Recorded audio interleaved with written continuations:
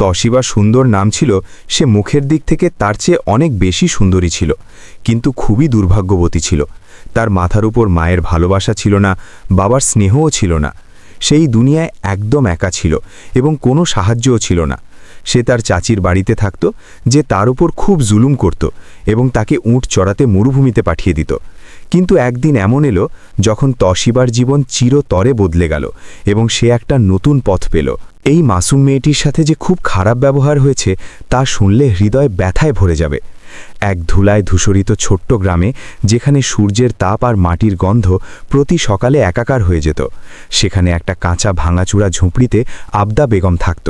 আবদার নাম পুরো গ্রামে হিংসা, নির্দয়তা আর অহংকারের প্রতীক হিসেবে বিবেচিত হতো। তার আত্মা তার বয়সের চেয়েও বেশি বুড়ো ছিল এবং তার লোভী চোখ সবসময় অন্যের জিনিসের উপর থাকত। তার কাছে 4টে উট ছিল, যেগুলো তার মিথ্যে সম্মান আর নকল প্রতাপের চিহ্ন বলে গণ্য হতো। কিন্তু এই মিথ্যে সম্মানের দাম একটা মাসুম মেয়ে দিচ্ছিল। তশিবা তার সুখগুলো কুরবান করে চুকিয়ে দিচ্ছিল।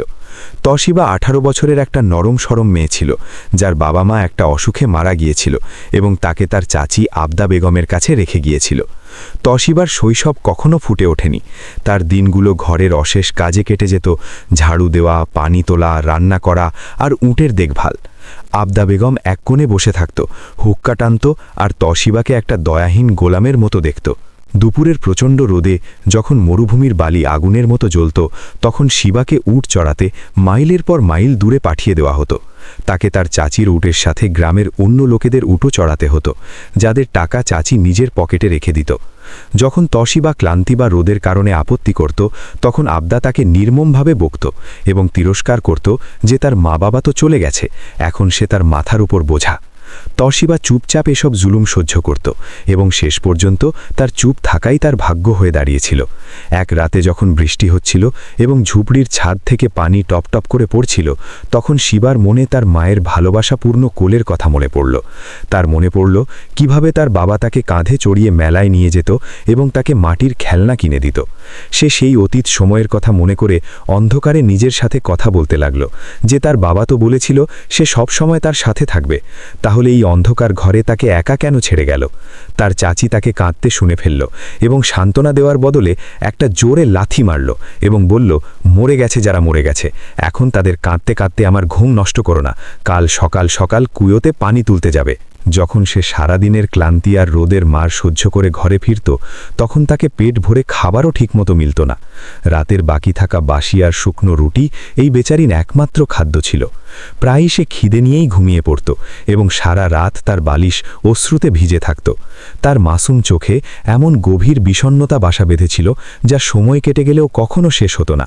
সে প্রায়ই আকাশের দিকে তাকিয়ে তার মা বাবার কাছে অভিযোগ করত, তাদের কাছে জবাব চাইত যে তারা তাকে এই নির্দয় দুনিয়ায় একা কেন ছেড়ে গেল। একদিন তশিবা কাঁদতে কাঁদতে ঘরের সব কাজ শেষ করল এবং উট নিয়ে মরুভূমির দিকে রওনা দিল। তীব্র বালিয়ার শুকনো গাছের মাঝে, যেখানে দূর দূরান্ত পর্যন্ত কোনো মানুষ থাকত না, তাকে কয়েকটা মুহূর্তের শান্তি মিলত। সে উটগুলোকে চড়তে ছেড়ে দিল এবং একটা পুরনো গাছের ছায়ায় ক্লান্ত হয়ে বসে পড়ল। সূর্যের তীব্র রোদ তার ক্লান্ত মুখে পড়ছিল, কিন্তু এখন তার শরীরের কোনো পরোয়া ছিল না।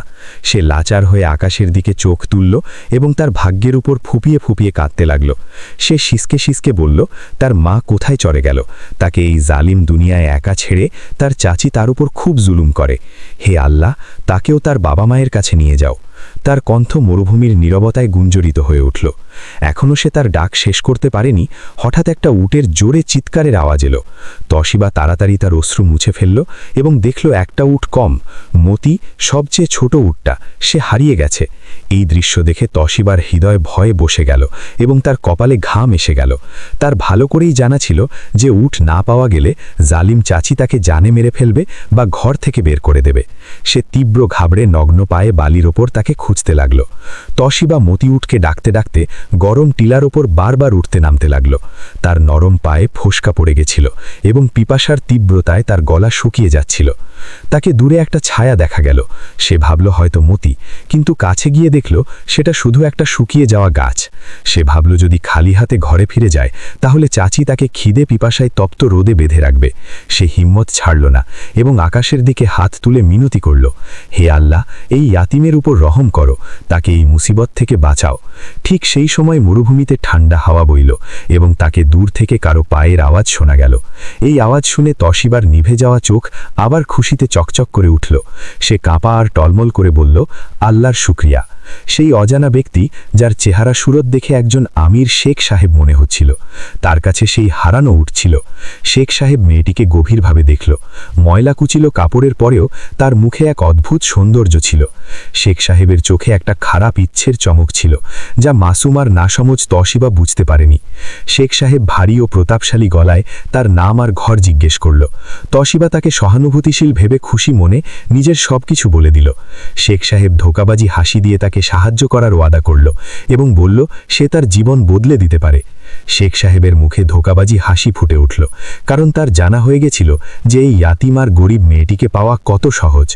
শেখ সাহেব তাকে ঘরের রাস্তা ছাড়ার বাহানায় তার সঙ্গ দিল এবং তার পুরো ঠিকানা জেনে নিল। কয়েকদিন পর গ্রামে একটা চকচকে সাদা গাড়ি এলো, যা গ্রামের লোকেরা আগে কখনো দেখেনি। এই গাড়ি সরাসরি আবদা বেগমের ঝুপড়ির সামনে থামল এবং তা থেকে সেই ধোঁকাবাজ শেখ সাহেব বেরিয়ে এলো। আবদা তার ঝুপড়ির বাইরে এত বড় গাড়ি দেখে হতবাক হয়ে গেল। সে তাড়াতাড়ি এগিয়ে শেখ সাহেবকে স্বাগত জানালো এবং খুব খাতির যত্ন করল।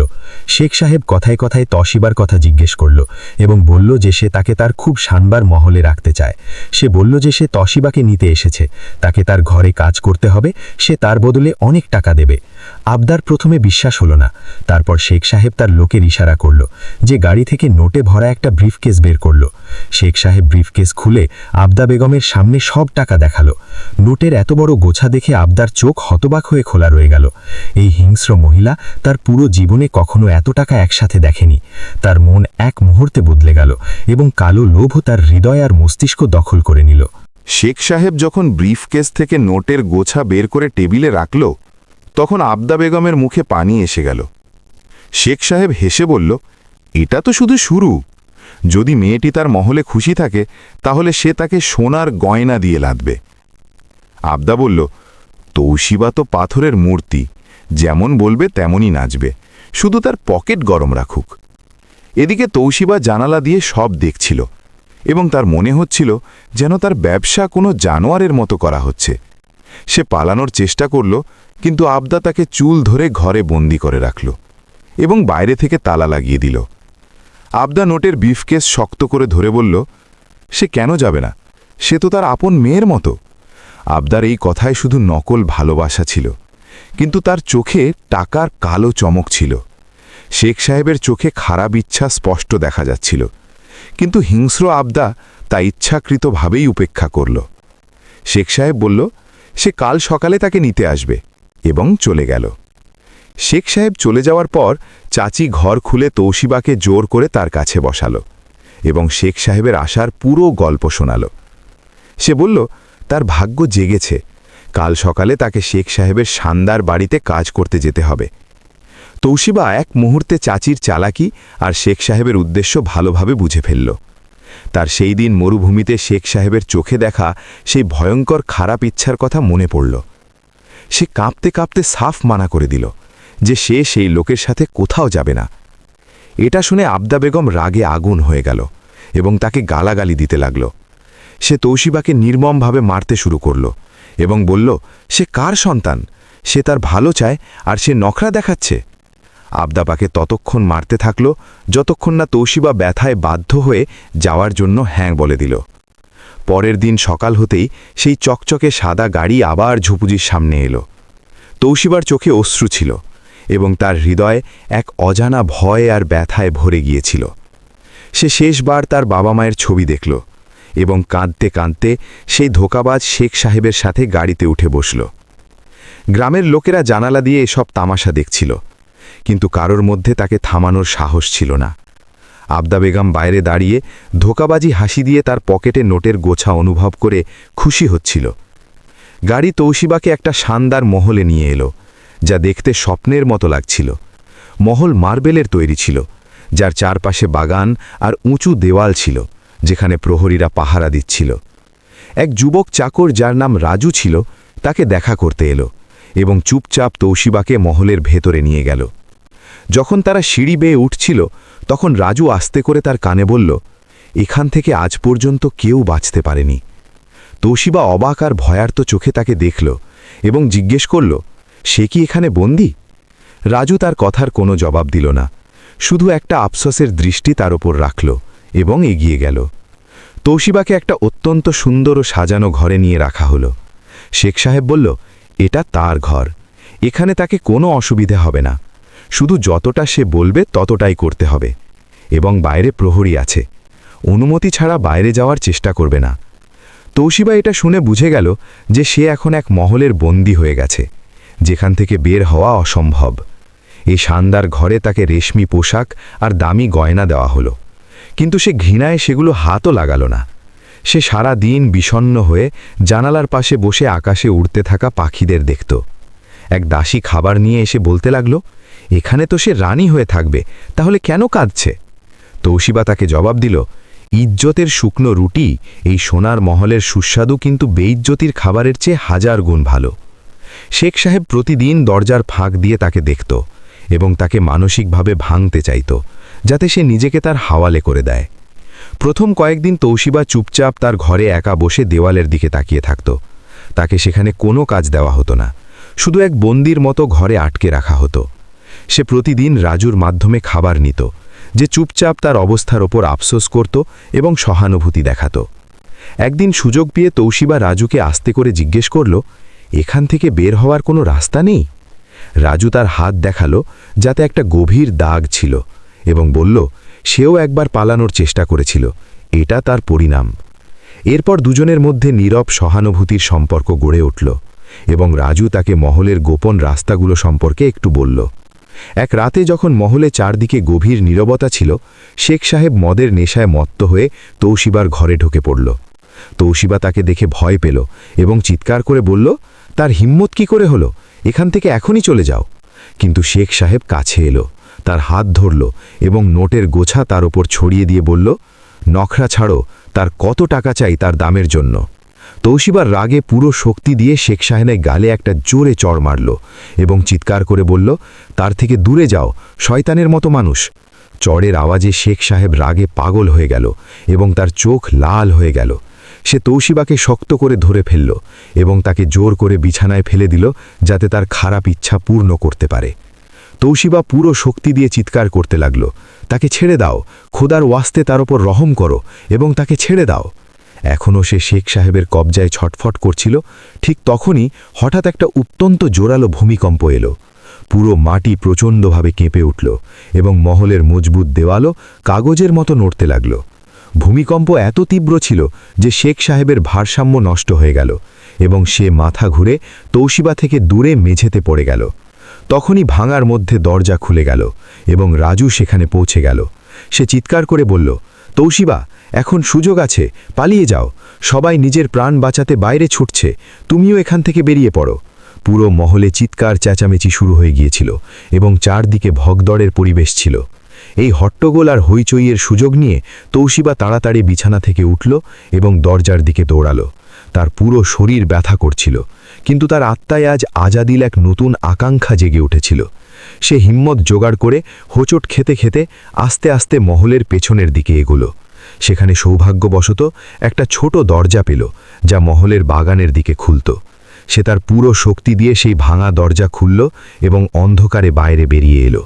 সে ঝোপের আড়ালে লুকিয়ে লুকিয়ে মূল দরজার দিকে দৌড়াল এবং লোহার উঁচু দেওয়ালে চড়ে অন্যদিকে লাফ দিল।